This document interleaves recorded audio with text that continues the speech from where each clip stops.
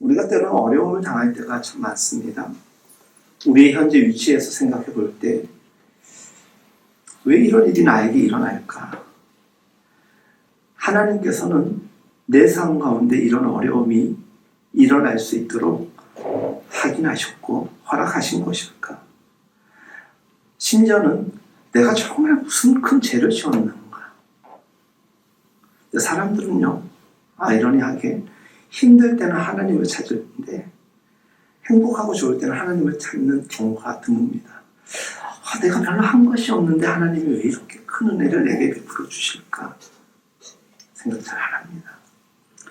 이런 질문들이 수도 없이 우리의 삶을 괴롭히는 마귀와 사탄의 전략입니다. 자꾸 우리로 하여금 하나님에 대한 불신앙의 요소들을 자꾸 가져오게 만듭니다. 그래서 사도는 1년에 일어나는 모든 삶의 문제와 상황들을 가지고 11절 말씀에 이렇게 우리에게 전하는 것입니다. 곧 영원부터 우리 주 예수 그리스도 안에서 예정하신 뜻대로 하신 것이라. 그리고 또 12절 말씀에 보니까 그 안에서라는 표현을 통해서 우리 일상에서 일어나는 심지어 원치 않는 모든 상황들이 일련의 사건들처럼 연관관계가 되어 있는 듯하나 모든 이유에는 하나님의 근원적 계획과 예정하심이 있다는 것이에요.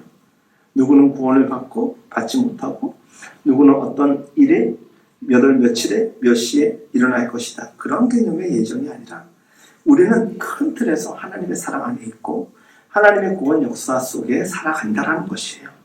그 어떤 상황을 두고 일희일비 해석의 난무함 속에 우리가 헛된 시간과 고민할 이유 없이 하나님에 대한 두꺼운 신뢰와 믿음을 가지고 살아가는 그 삶 가운데 하나님이 함께 하신다는 것입니다. 사도는 지금 감옥에 처해 있으면서도 낙심하거나 위로하거나 슬퍼할 필요가 없다라고 자기를 찾아오는 이들에게 이야기를 한 것이 아니라 자기를 도리어 격려하고자 그리고 걱정하는 마음으로 온 이들에게 도리어 이야기를 하고 있는 거예요. 걱정하지 말라. 나는 생각보다 평안하다. 나는 생각보다 지금 행복하다. 라고 이야기를 하는 것입니다. 자기에 대해서 조금도 의심하지 않습니다. 동정을 필요로 하지도 않습니다. 그 마음속에 큰 하나님의 마음이 자리 잡고 있었기 때문입니다. 에베소 교인들을 향하여서 바울 자신이 견뎌야만 하는 그 모든 상황들에 대하여서 그 환난과 시련으로 인하여서 혹여나 너희들이 시험 들을까 봐 걱정하면서 제가 에베소서 3장을 시작하면서 그런 말씀을 드렸죠.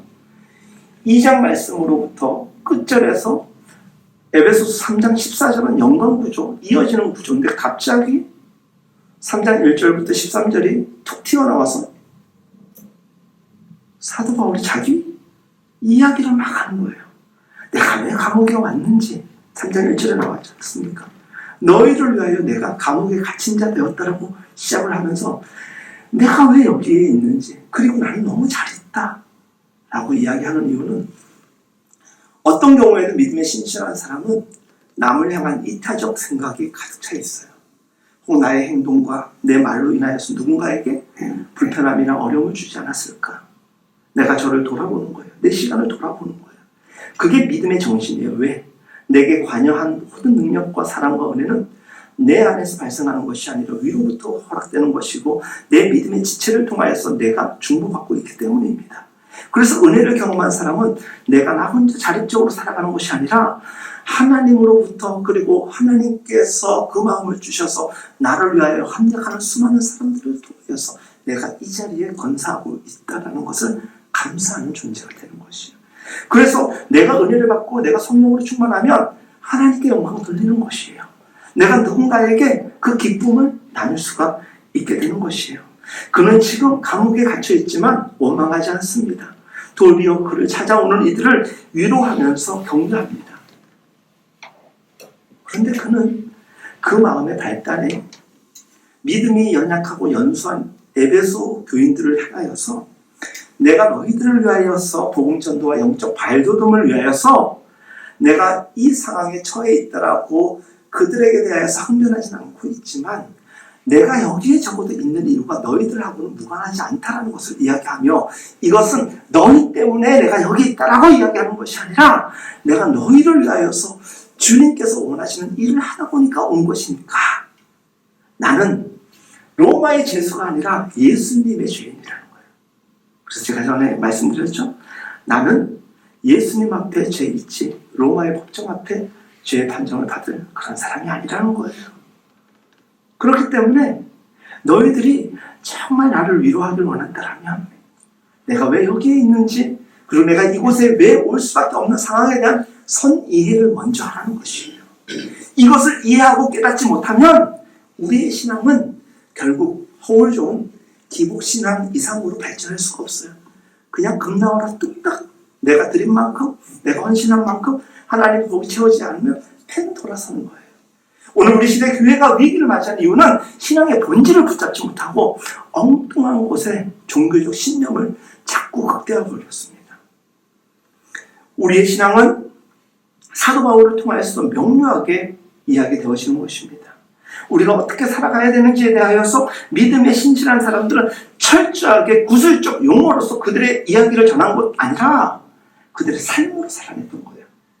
그래서 그 삶이 우리에게 요구하는 것은 본받으라 이상으로 그렇게 살라는 거예요. 그렇게 산 자가 하나님께 영광된 제물을 올려드릴 수 있는 것이지, 내 삶은 하나님의 본질과 그 의미와는 동떨어져 있는데 내가 제물의 양으로 내 시간으로 하나님께 봉사한 것을 어떻게 할 수 있는 그런 문제가 전혀 아니라는 것이에요.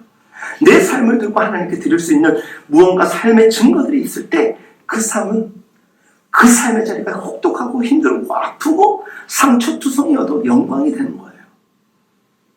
오늘도 여러분들이 드리는 예배, 찬양과 기도가 하나님 앞에 전심으로 드려지는 예배가 진행되고 있는 줄로 저는 믿습니다.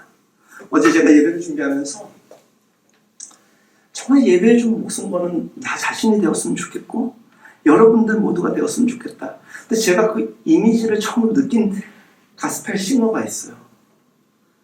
요즘은 그분이 어떻게 사는지 몰라서 요즘엔 그렇게 살지 않는데요 라고 이야기하면 할 말은 없는데, 제가 청년 때 최인혁이라는 찬양 사역자가 있었어요. 그분은 찬양 한 곡을 할 때 얼굴에 모든 감정이 다 들어가 있어요. 그리고 막 이렇게 못 터질 것 같아요. 그 삶으로 하나님을 다 고백하고 그 목소리에 모든 게 담겨져 있는 것 같아요. 저렇게 찬양하니까 하나님이 기뻐 받으시고 수많은 사람들이 은혜를 경험하구나. 그렇죠? 여러분들이 잘 사시기 바랍니다. 정말 잘 살아야 돼요.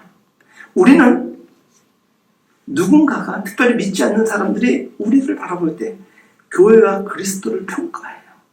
감히 어떻게 우리가 그 형상을 흉내낼 수가 있겠습니까? 근데 모르는 사람들은 적어도 교회가 움직이는 발자취를 보면서, 그리고 여러분들의 삶을 살아가는 그 족적을 보면서 교인됨의 하나님마저도 평가하는 시대가 되어버렸어요. 그래서 오늘날 빛된 영광이 하나님께 올려지고 연관되어지면 감사한데, 그렇지 못한 일들로 인해서 도리어 교회와 하나님의 영광을 가리고 있는 그런 안타까운 시대를 우리는 살아가고 있습니다. 여러분, 우리가 정말 예수 그리스도의 구원 사역, 그래서 바울과 같은 그 믿음의 행적이 이해되지 않고 우리가 경험되지 않고 살아내지를 못하면 결국 기독교의 구원의 그 혜택은 우리에게 경험될 수가 없는 거예요. 여러 차례 말씀드리지만은 교회는 억지로 다니는 곳이 아니라 자발적 신앙과 감상으로 드려질 수밖에 없는 하나님의 이끄심이에요. 아멘. 자연스럽게 가는 거예요. 그 자리가 죽음의 자리라도 갈 수밖에 없는 이유는 이미 나는 생사를 경험할 수 있는 하나님의 족한 은혜를 누렸기 때문에, 그게 있기 때문에 사도는 두려움이 없었던 거예요. 그리고 어떤 곳에서도 만족하고 풍성함을 누릴 수 있었던 거예요. 그 은혜를 경험하지 않으면 아무것도 가능할 수 없어요. 주님께 100원 헌금하는 것도 너무 아깝고요. 교회에서 단 1분 있는 것도 집중하지 못하고 하나님께 살아있는 예배를 올려드릴 수 없어요. 그래서 우리가 가장 예배를 잘 드릴 수 있는 조건은 내 영적 컨디션을 하나님 앞에 날마다 새롭게 할 수 있도록 주의 성령을 사모하시는 여러분들 되시기를 축복합니다. 내가 나됨의 예배를 드리는 것은 내가 드리는 행적이 아니라 성령께서 나를 주도적으로 주관적으로 이끌어갈 때 나를 통해서 그분이 역사하시는 거예요. 아멘이십니까? 그분이 역사하도록 여러분들을 내어드리라는 거예요. 내가 내려놓는다 포기하니까 모든 것이 이제는 잘 되겠다 이게 아니라 그 내려놓고 포기하고 비운 자리에 성령이 임재를 하시고 주관해야 돼요. 많은 사람들이 요즘에 어느 분이 무소유를 주장하다가 풀소유 때문에 문제가 되었지 않습니까? 여러분들 기독교는 무소유의 개념이 아니에요. 소유예요. 뭘 소유냐? 하나님을 소유하는 거예요. 하나님이 내한테 존재해야 되는 거예요. 내 빈 마음에 하나님이 임재하셔서 나를 주관할 때 두려움이 없는 거예요. 내가 로마에 가면 어떠한 상황에 처할 거라는 거 분명히 알고 있었지만 사도는 가는 거예요. 죽을 수도 있고 감옥에 갈 수도 있지만 들어가는 거예요. 왜? 나는 이미 죽음 너머의 하나님의 놀라움을 경험하고 확신하기 때문에 거침없이 담대하게 나아가는 거예요. 믿음의 사람들은 하나같이 그 같은 고백을 하고 그와 같은 삶을 살았던 것입니다. 우리 기독교는 우리가 만족하기를 원하는 그 어떤 조건에 대한 충족을 해결해주는 종교가 아니에요. 이미 구원사를 통하여서 하나님의 넉넉한 은혜가 우리에게 임해졌다는 거예요. 그걸 믿고 가는 것이지 가면서 믿는 게 아니에요. 갈 수도 없어요. 사도는 자신의 역설적인 이 삶의 자리에서 살아가는 이들에게, 그를 방문하는 이들에게 이야기를 합니다. 나는 오히려 이곳에서 하나님과 영화로운 접촉을 하고 있다. 그런데 제가 가끔 목양 연구주간으로 어디론가 훌쩍 떠났다 오지 않습니까? 가장 좋은 환경이 형성될 수밖에 없는 이유는 뭘까요? 아무도 안 만나요. 들어가서 그래서 말씀만 연구하는 거예요. 우리 교회 가족들의 배려로 제가 11월에 목회 연구 주간을 가평으로 들어갔을 때도 그냥 그 안에 매일마다 있는 거예요. 아는 사람 한 명도 없는지 5일 동안 침묵기도실 들어가서 아침에 묵상하고 도서관에서 공부하고 예배실 올라가가지고 또 혼자 다 혼자예요. 다 혼자. 근데 그 시간에 하나님을 경험하는 거예요. 순전하게 하나님. 그렇게까지는 아닐지라도 사도 바울은 지금 그 심정으로 하나님 앞에 독단적으로 독대하고 있는 거예요. 그런데 하나님 앞에 단독자로 세워진 날 그런 경험들 날마다 유지할 수 있어야 됩니다. 해중 가운데 함께 드리는 예배 중요하고 매우 우리에게 은혜가 됩니다. 하지만 내가 내 가정에서 내 방에서 나 혼자 공적인 예배로 모여서 예배 드리는 것도 중요하지만 내가 내 마음으로 하나님께 예배 드리고 싶어서 교회나 가정에서 나만의 예배를 하나님께 구별된 시간에 짜투리 시간을 내서라도 드릴 수 있는 그 믿음이 없으면 우리는 과연 진짜 주체적 신앙인가에 대한 고민을 해봐야 됩니다. 지금 사도는 하나님께로 기쁘게 나아가고 있다는 것을 이야기하는 거예요. 나는 지금 참으로 행복하다라는 거예요. 그런데 어찌 너희들이 나를 도리어 걱정하느냐? 슬퍼하지 말고 나는 더 나아가서 너희들이 아니 믿음 좋은 하나님의 축복받은 사도가 왜 감옥에 갇혀 있어야만 하는가에 대한 믿음의 상실을 느낄까봐 그걸 지금 설명하고 있는 거예요. 그걸 13절 말씀까지 구절절히 이야기하는 거예요. 내가 죄지어서 들어온 게 아니라 너희들을 위하여서 주님의 영광을 위하여 이 사역을 하고 있다는 것을 이야기하면서 그럼에도 나는 너무나도 행복한 그 이유 하나님께 있다는 것이에요. 하나님께서 모든 것을 주관하시기 때문에 내가 지금 여기 있어도 하나님께서 우리 11절 말씀에 기록되어 있는 것처럼 모든 게 하나님의 계획하신 가운데 진행되어 가고 있는 것이고 이 순간도 하나님이 나와 함께 하시고 관련되어 있다는 것이에요. 그런데 여기서 사도는 한 걸음 더 나아가서 소망의 이야기를 마음으로 전하는 거예요. 그게 무엇이냐? 너희들에게도 이와 같은 일이 일어날 수 있다는 거예요. 여러분들 성경에서 무수히 많은 믿음의 선진들을 발견하지 않습니까? 이야기를 듣지 않습니까? 아멘으로 그칠 문제가 아니라 어느 순간에 나에게 현실로 다가온다는 거예요. 그리고 어느 순간에 우리는 경험하게 됩니다. 지금 욥이 경험했던 그 순간이 나의 삶입니다. 근데 한 5년, 10년 전으로 돌아갑니다. 타임머신으로 돌아갑니다. 그때는 그때 이상한 욕처럼 이겨내야지. 그러면서 주변에 있는 사람들을 바라봅니다.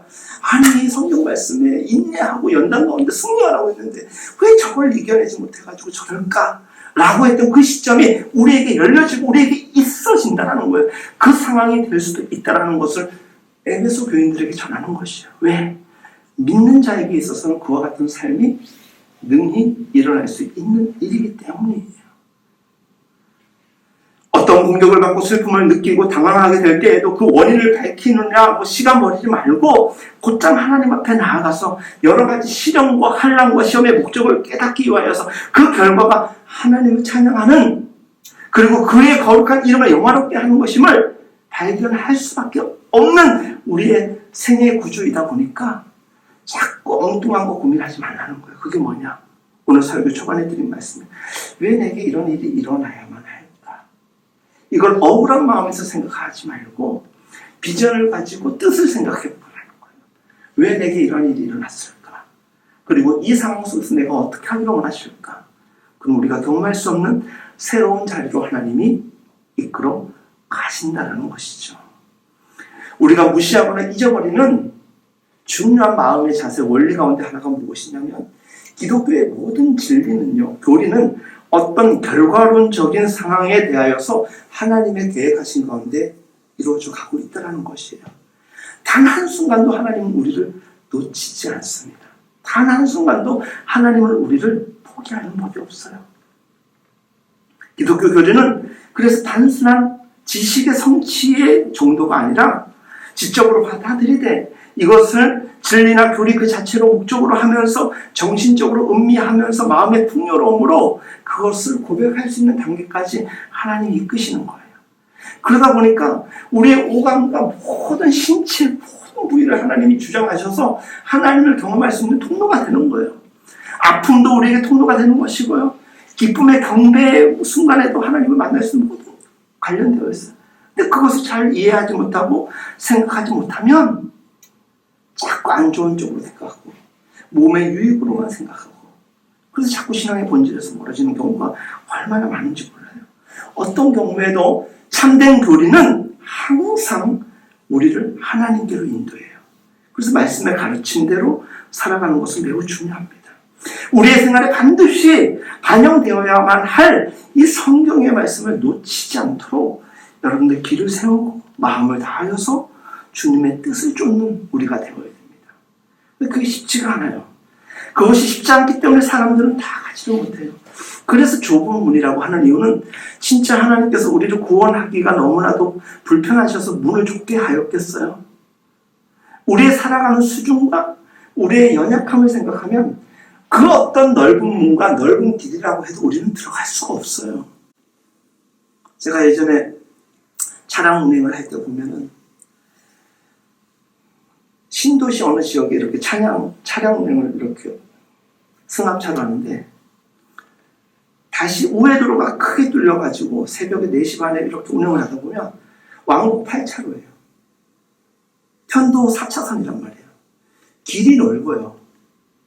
그럼 우리가 되게 박정진 성도님 이게 S자로 재미삼아 운전할까요? 길은 넓지만 1차로가 되었든 2차로가 되었든 길을 하나면 족해요. 그 한 길로만 따지면 좁아 보이는데 그걸로도 족하단 말이에요. 설령 그 길이 좁고 그 문이 좁아도 갈 수 있는 사람은 갈 수 있는 거예요. 그게 하나님의 예정하시고 하나님이 확정하신 사건이라는 거예요. 길이 넓다고 해서 문이 넓다고 해서 들어갈 수 있는 것이 아니라 내 믿음과 내가 신앙적 센텐스만 정확하게 딱 잡히면 어떤 길이라도 어떤 상황이라도 이겨낼 수가 있다는 것이에요. 근데 많은 믿음의 사람들이 신앙의 그 자체가 허약해져 있다 보니까 그것을 살아내지 못하는 거예요. 살아보니까 되더라. 이게 거침없는 시도고 담대함 아닙니까? 정말 많은 사람들이 때로 믿어지지 않는다라고 이야기하는 경우가 있어요. 정말 믿으려고 얼마큼 노력을 했는가 우리가 물어봐야 돼요. 그냥 선물이 뚝뚝 떨어지듯이 우리에게 자동적으로 임하는 것이 하나님의 은혜요 성령이라면 교회라는 조직이 예배라는 이틀이 굳이 우리 시대에 왜 필요할까요? 그리스도인이 구원을 통해서 얻게 된 모든 축복 중에서 우리가 하나님을 만날 수 있도록, 예수님을 경험할 수 있도록 하나님을 우리에게 강력하게 이끌어주세요. 그거에 대한 믿음과 확신을 가진 사람이 날마다 하나님과 접촉점을 이뤄가는 거예요. 그래서 오늘 12절 말씀에 아주 중요한 표현이 나오는 거예요.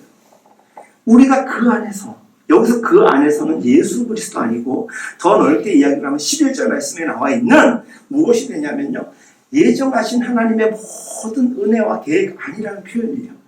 그 말씀 안에서 그를 믿음으로 말미암아, 그 예수님과 그 계획하신 일들을 믿음으로 말미암아 우리가 담대함과 확신 가운데 나아가게 된다는 거예요. 그러니까 믿음 없으면 나아갈 수가 없는 거예요. 결국 우리는 믿음으로 또 담대함으로 하나님께 나아갈 수 있는 것입니다. 믿음으로 나아가는 데 있어가지고 주체적으로 반응하는 것은 담대해진다는 것이에요. 믿음이 우리에게 전제되면, 그래서 그 믿음으로 말미암아 우리가 어떻게 된다? 담대해진다는 거예요. 담대함이라는 것은 무엇이냐? 두려움이 없다는 거예요. 그리고 하나님이 우리를 거절할지도 모른다라는 모든 의심과 염려로부터 자유케 되는 거예요. 왜? 하나님은 완전하시고 나와 동행하시는 분이심을 확실하게 믿는다는 것이죠.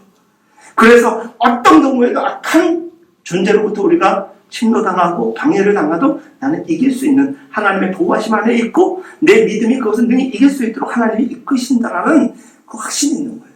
그 확신이 있는 사람들이 두려움이 없이 담대하게 나아갈 수 있는 거예요. 어떤 형태로도 두려움이 없는 상태. 눈으로 바라보는 세상과 주변 상황은 우리가 얼마든지 움츠릴 수밖에 없는 여건인데 꼼짝하지 않는 그 믿음, 담대함이라는 거예요. 어떤 강한 적과 마주하고 있을지라도 가슴이 활짝 열리고 쪼그러듦이 아니라, 주저하지 않고 머뭇거리지 않고 어떤 상황에서도 하나님에 대하여 의심하지 않냐고, 삶이 궁핍해지고 어려워져도 그 자체로 내가 하나님과 함께함을 가장 귀한 것으로, 가장 귀한 평가로 여기는 거예요. 예수 그리스도 십자가에서 죽임당했어요. 세상으로 보자면 패배자인 거예요. 하지만 판단은 하나님이 하시는 거예요. 처절하게 쓰러져 있고 넘어져 있어도 하나님이 칭찬하시고 승리자라고 이야기하는 사람이 있고, 너무 화려하게 번성하고 성공한 사람이라 할지라도 그렇게 보여도 하나님이 패배자라고 여기는 이들이 이 땅에 존재한다는 거예요. 우리는 하나님을 바라보면서 하나님이 우리 유일한 심판자이심을 신뢰하면서 담대하게 조금의 부족함, 조금의 연약함마저도 하나님의 채우심을 기대하면서 나아가는 거예요. 그게 무엇이냐? 담대함이라는 거예요. 그 담대함이 어디에서 우리에게 제공되느냐? 믿음으로 말미암아 그 믿음이 우리에게 담대케 한다는 거예요. 그래서 믿음 없으면 교회 생활 어려워요. 가능할 수가 없어요. 나아간다는 것. 그래서 담대함과 확신을 가지고 나아간다라고 성경에 나와 있지 않습니까? 나아간다라는 것이 무엇일까? 나아간다라는 것은 밖으로 나간다라는 생각보다는 안으로 들어간다라는 생각으로 제가 말씀을 전하고 싶습니다. 우리는 담대한 확신을 가지게 되면 하나님께 나아가 하나님 안으로 들어갈 수 있는 거예요. 주님은 언제나 우리와 함께 하시지 않습니까? 주님이 내 안에, 내가 주님 안에. 근데 주님 안에 들어갈 수 없는 여러 사람들의 요건이 뭐예요? 내가 하나님께 그 놀라운 사랑을 받고 있다라는 고백이 없는 자들은요, 하나님을 인정하지도 않고 하나님께로 들어갈 수도 없는 거예요. 주님을 모실 수도 없고 주님과 동행할 수도 없는 것이죠. 들어갈 수 있다는 것은 특권이에요. 특권. 우리 삶에, 우리 주변에 보면 얼마나 많은 밴드가 됐던, 클럽이 되었던, 모임이 됐건 많지 않습니까? 그냥 생판 모르는 사람은 아무나 모든 모임에서 다 받아줍니까? 그 모임에서 원하는 자격이나 조건이 될 때 받아주지 않습니까? 들어갈 수가 있지 않습니까? 누릴 수 있지 않습니까? 우리 같은 죄인이 어떻게 하나님 나라의 백성이요 하나님 자녀가 될 수가 있었겠습니까? 하나님이 우리를 자녀 삼아 주셨기 때문에 이보다 큰 특권이 어디 있습니까? 그 특권을 받았기 때문에 우리는 하나님께로 들어갈 수가 있는 거예요. 하나님과 하나 될 수가 있다는 거예요. 그런데 믿음으로 말미암는 이 담대함과 확신이 없으면 들어갈 수가 없어요. 주저하게 되거든요. 그래서 좀 전에 제가 담대함에 대한 정의를 두 가지를 내리면서 첫 번째가 뭐였죠? 두려움이 없는 상태라고 이야기하면서 두 번째는 하나님이 나와 함께 하실 거라는 거에 대한 의심이나 불안함이 없는 그런 상황이라고 말씀드렸어요. 이 믿음으로 말미암아 우리는 담대함과 그리고 확신을 가지고 주님께 나아갈 수 있는 거예요.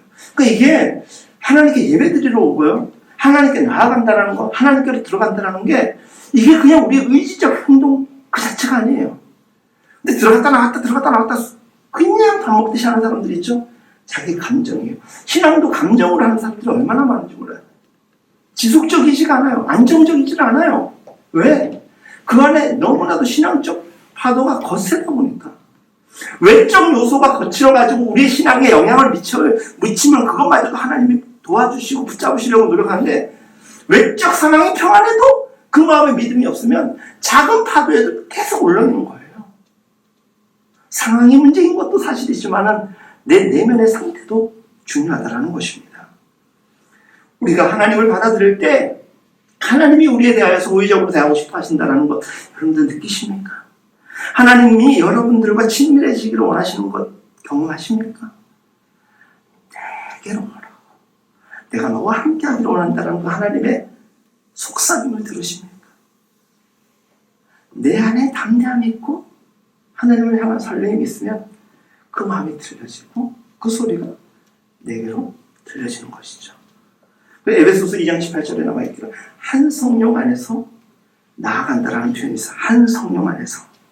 그러니까 우리가 나의 나됨으로 나아가는 게 아니라 성령이 나와 함께함으로 성령이 나를 견인하는 거예요.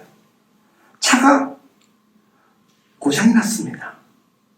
자기 힘으로 단 1m조차도 나아갈 수 없을 때 레카가 와서 견인을 해가지 않습니까? 견인. 우리의 능력과 우리의 연약함은 하나님께로 한 발짝도 나아갈 수 없어요. 근데 하나님께서 성령을 통하여서 깨닫게 하시고 일깨워 주셔서 성령이 우리를 그곳으로 견인해 주시는 거예요. 지혜를 주시고 능력을 주시고 담대함을 주시는 것이죠. 한 성령 안에서. 담대함이 없이는 나아가지를 못합니다. 나아간다라는 것, 들어간다라는 것은 담대함에 대한 구체적인 일들에 대한 확신의 과정인 것이거든요. 그래서 담대하다 그리고 우리가 나아간다 들어간다라는 것은 연속적인 현상인 거예요. 어느 것 하나가 있고 없고의 문제가 아니라는 것이에요. 그래서 이와 같은 담대함과 나아감이 신앙적으로 분명히 이해되는 사람에게 13절 말씀에 그러므로 한 가지 더 얘기하고 싶은 게 있다는 거예요. 사도는. 그래서 너희들에게 이 담대함과 확신과 나아감, 들어섬에 대한 그 마음이 있다면 그러면 그런데 이렇게 되면 좀 좋은 얘기가 나와야 되거든요. 그렇죠? 뭐 담대함이 있고 확신이 있고 나아갔으니까 이제 뭔가 너희들 대로가 형성될 것이고 시온의 대로 가운데서 이제 진짜 누리고 복된 삶이 될 것이다. 이 이야기를 하면 좋은데 지금 사도는 자기 형편에 대해서 지금 변론하는 거라고 말씀드렸죠. 내가 지금 옥중에 있고 감옥에 있지만은 너희들 슬퍼할 일 아니다. 이것도 복된 영광이다라고 이야기를 한다라는 걸 명확히 알고 있고 이 에베소서 서신을 받는 이 수신자들이 제대로 이해하고 있다면 그러므로 할 말은 여기서부터구나 라는 것을 깨닫게 되는 거예요. 그 말이 뭐예요? 너희에게 구하노니 너희를 위한 나의 여러 환난에 대하여 낙심하지 말라는 것이에요.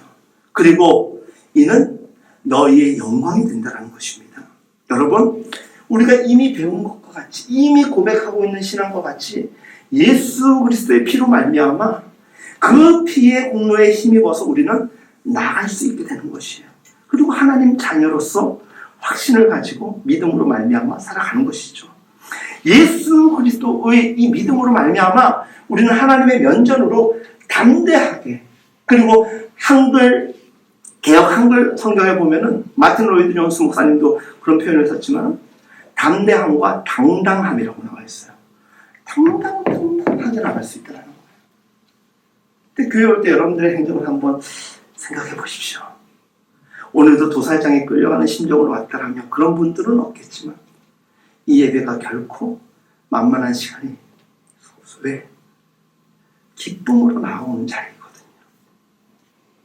그래서 그것이 너무나도 어렵고 힘겹게 느껴지는 자리에 앉아있다라고 여기는 분들이 있다면 하나님 저도 기쁨의 잔치에 참여할 수 있는 마음을 달라고.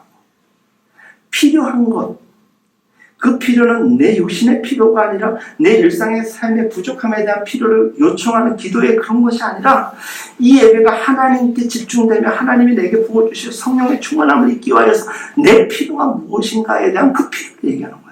그 필요가 무엇인가? 내 마음입니까? 내 정성입니까? 내가 신령과 진정으로 드려야 될 그 믿음입니까? 주십시오라고 그걸 구하라는 거예요.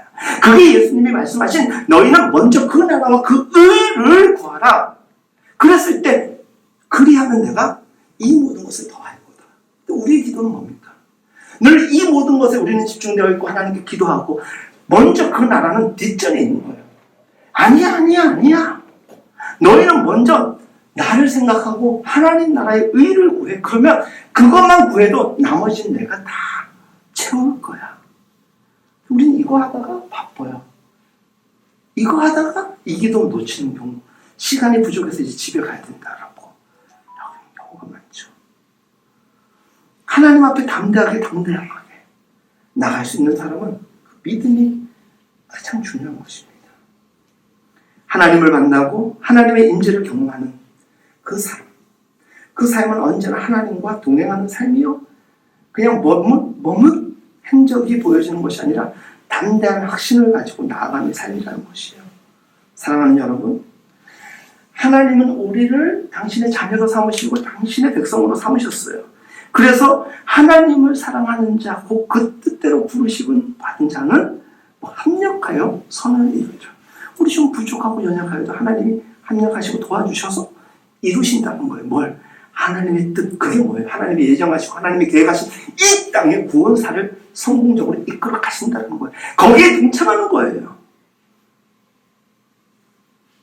그 일에 있어서는 사망이나 생명이나 천사들이나 권세자들이나 현재일이나 장래일이나 능력의 높음이나 낮음이나 기쁨이나 다른 아무 피조물이라도 우리를 우리 주 예수 그리스도 안에 있는 하나님의 사랑에서 끊을 수가 없다라는 거예요.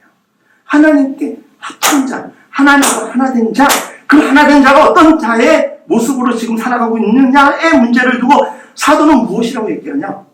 담대함으로 확신을 가지고 나아가는 자가 하나님의 사랑받은 자, 하나님과 하나의 뜻으로 이루어가는 자, 그 사람을 절대로 하나님의 사랑에서 끊을 수 없게 하겠다라는 거예요.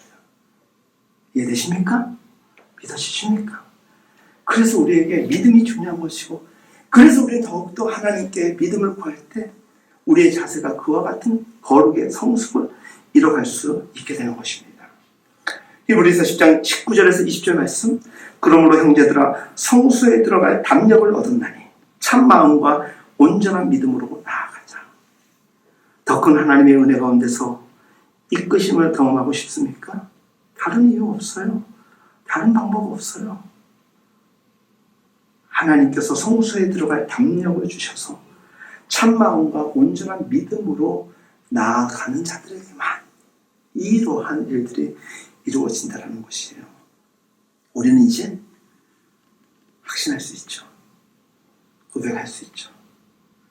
그런데 이 능력을 경험하고 이러한 동행을 하나님께서 우리에게 확정해 주셨지 않습니까? 예수님이 하신 한 말씀이 우리를 또 한 번 살짝 고민되게 해요. 그게 무엇이냐? 요한복음 14장 6절 말씀에 내가 곧 길이요 진리요 생명이니 나로 말미암지 않고는 어떻게 된다? 아버지께로 올 자가 없다. 그러니까 다른 길이 없다는 거예요. 외롭죠. 복된 삶의 영광을 누릴 수 있는 하나님의 자녀가 되었는데 이제 다른 길을 포기하고 이 길만이 진리라는 거예요. 다른 진리 없다. 다른 생명의 근원 없다. 이것 아니면 아버지께로 올 자가 없다. 천국의 영광을 누릴 수 없다라는 거예요. 결코 쉽지 않기 때문에 너무나 또 잘 아시는 하나님의 손길이 배려로 또 성경에 보완되어 있어요. 하나님의 사도들을 통하여서.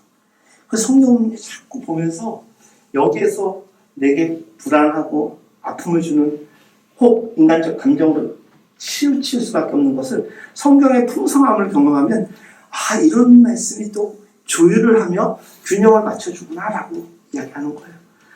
너무 외로운 길 걷고 너무 힘든 것 같은데 하나님의 긍휼하심을 받고 하나님이 불쌍히 여김을 받는 우리에게 하나님께서 때를 따라 돕는 은혜를 주신다라는 거예요. 그런 자들. 여기서 이 말씀이 너무나도 좋은 은혜가 되거든요. 때를 따라 은혜를 주시니까 그 길을 갈 수 있나 보다. 네, 맞아요. 때를 따라 주시는 그 은혜를 그래서 경험하기 위해서는 그 다음 말씀이 중요한 거예요. 뭐예요? 은혜의 보좌 앞에 담대히 나아가라. 그게 나온 거예요. 잘 될 것 같고 모든 게 형사 만사형통 될 줄 알았는데 잘 안 되고 낙심되고 공부할 때가 있잖아요. 그럴 때 언제 오냐? 그게 오는 거예요. 여러분들의 기도의 골방, 가정이 되었든 어디가 되었든 찾아가는 거예요. 그곳에서 주님 앞에 나아가서 하나님의 은혜를 구하는 거예요. 아시겠어요?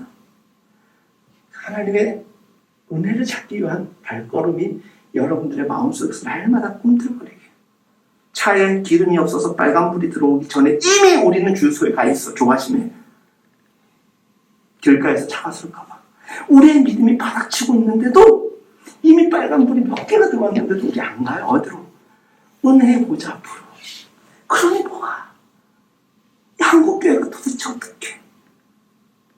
이미 빨간불이 빵빵빵빵 터지고 있는데 우리 안에 자체적 재생력이 떨어져 보였는지 사회에서 곳곳에서 신호를 주고 있고 알려주고 있는데 우리 스스로가 그걸 모르는 건지 모른 척하는 건지 버티기식으로